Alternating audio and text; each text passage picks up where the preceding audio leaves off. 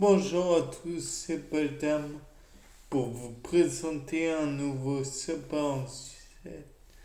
Et aujourd'hui, j'ai envie de faire l'expérimentation de l'épisode 528.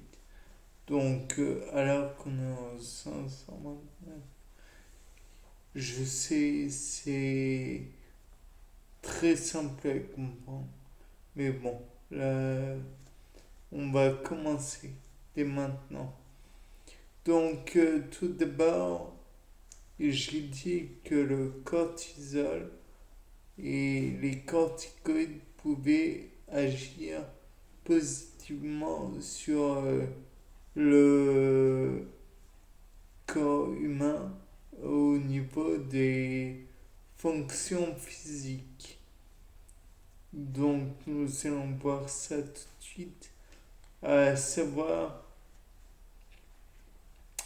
en mettant un être humain ou plusieurs êtres humains, Homo sapiens est capable de faire ça, à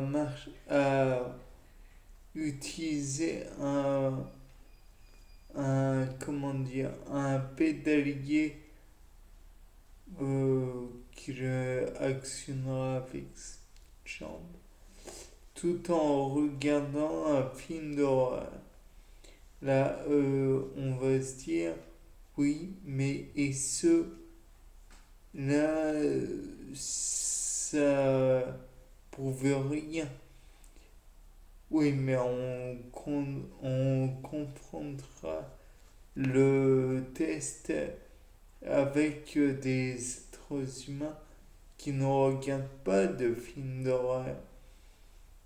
Donc là, on pourra voir les effets donc d'une peur intense due au comment dire au film d'horreur.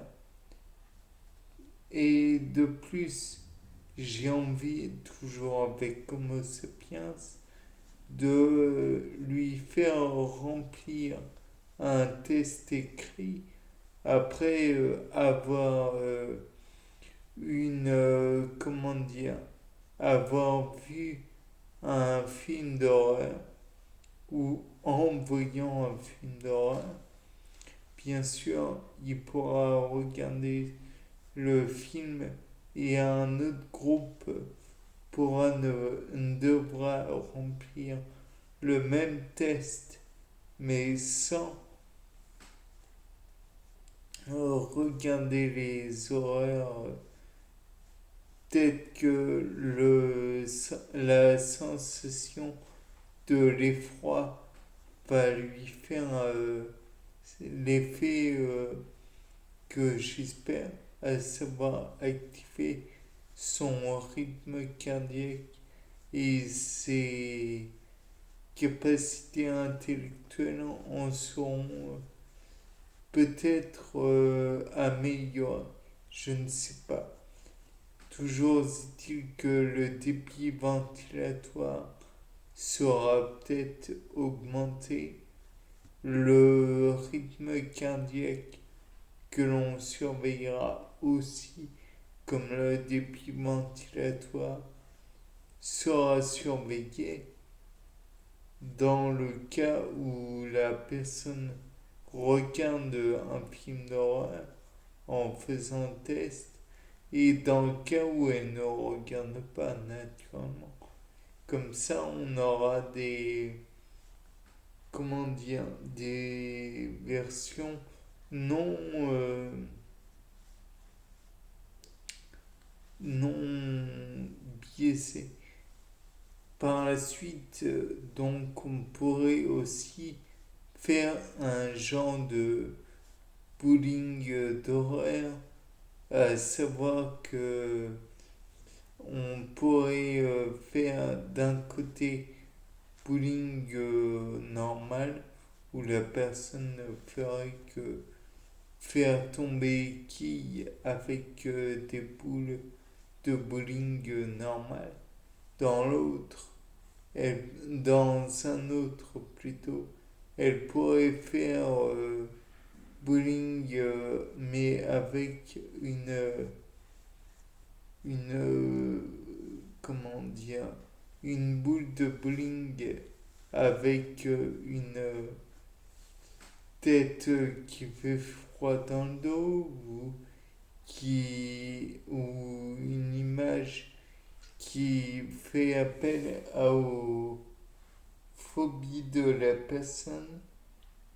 Peut-être pourrait-elle être arachnophobe et donc sur la boule en question, on pourrait mettre une image de plutôt réaliste de préférence de d'araignée ou alors peut-être pourrait-elle être je ne sais pas euh, comment dire on va montrer des horaires en image sur la boule de bowling. Et il y a aussi par la suite l'effet juste de l'écran, à savoir faire visionner des images monstrueuses, effroyables, enfin qui font peur à la personne durant enfin précédant le jet de la boule de bowling. Par la suite, on pourrait aussi imaginer que les images effroyables sont sur les bouts de bowling, les quilles de bowling. Mais l'influence de la distance serait peut-être intéressante quand j'y pense, puisque les froids étant loin, on ne pense pas que le danger est imminent, donc on verrait l'influence de la distance par la suite. Enfin, on peut aussi voir la différence entre effroi, peur et surprise, qui sont deux émotions diamétralement différentes. Euh, à savoir en montrant par exemple dans une image de ce que l'on appelle un jump scare et donc qui surprend la personne avant que celle-ci ne jette la boule de bowling avec sérieux naturellement.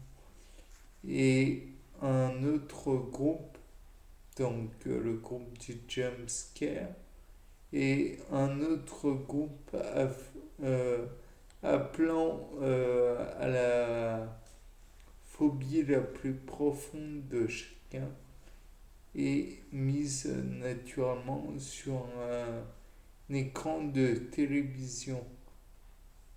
Cela devrait hypothétiquement être assez réaliste et je pense que même si le jumpscare est parfois une source d'effroi, c'est pas forcément le cas.